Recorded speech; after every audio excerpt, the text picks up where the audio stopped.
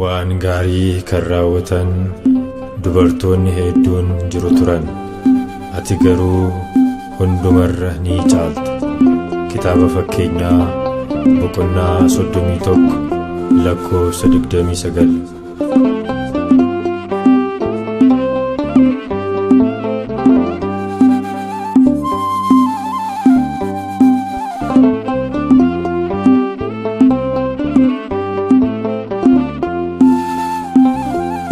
Gaarii kan godhan dubartootni jiru, obsa guddaadhaan Waaqa wajjin turu. Kan kee garuu isaan keessaa adda. Maariyaam ulfinni kee guddaa, Maariyaam ulfinni kee guddaa. Gaarii kan godhan dubartootni jiru, obsa guddaadhaan Waaqa wajjin turu. Kan kee garuu isaan keessaa adda.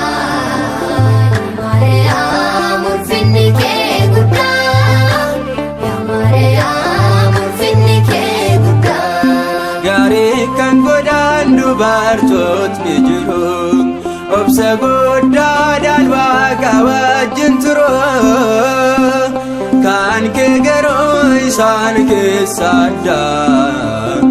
Maariyaam ulfinni kee guddaa, Maariyaam ulfinni kee guddaa. Gaarii kan godhan dubartootni jiru, obsa guddaadhaan Waaqa wajjin turu. Kan kee garuu isaan keessaa adda. Maariyaam ulfinni kee guddaa, Maariyaam ulfinni kee guddaa. Kasoominaa fi garaa laafummaa kee sirraa barannee nuti ijoollonni kee. Akkamittiin gochaa kee ibsina, yoo maal jenne garaa si cibsina. Gaarii kan godhan dubartootni jiru, obsa guddaadhaan Waaqa wajjin turu. Kan kee garuu isaan keessaa adda. Maariyaam ulfinni kee guddaa, Maariyaam ulfinni kee guddaa. Barcuma ulfinaa daaksiyoo siif laatte, sareen dheebonnaan ati bishaan obaaste.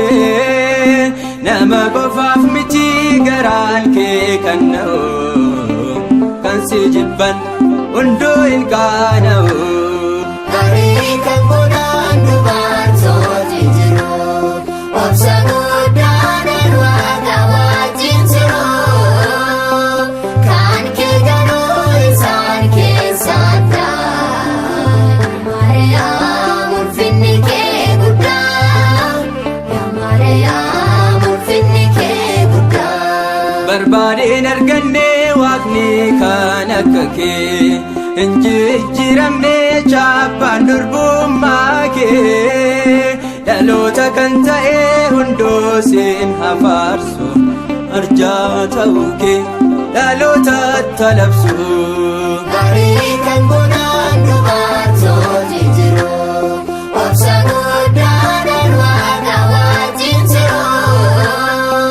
Kan kee garuu isaan keessaa adda. Maariyaam ulfinni kee guddaa, Maariyaam ulfinni kee guddaa. Oolmaa kee yaadatee hunduu imimmaan roobsa, garraamummaan kee hunda keenya boonsa. Galteettan baatu laphee keenya keessa, sochiin jiraachuun nuyi fobaa'eessa. Gaarii kan godhan dubartootni jiru, obsa guddaadhaan Waaqa wajjin turu. Kan kee garuu isaan keessaa adda. Maariyaam ulfinni kee guddaa, Maariyaam ulfinni kee guddaa. Gaarii kan godhan dubartootni jiru, obsa guddaadhaan Waaqa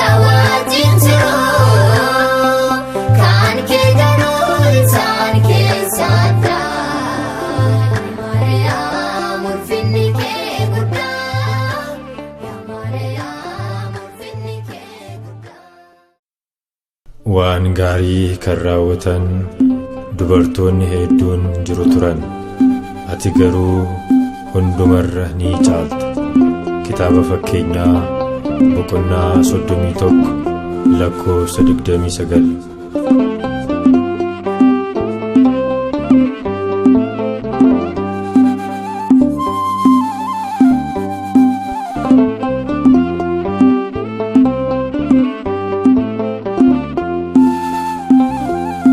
Gaarii kan godhan dubartootni jiru.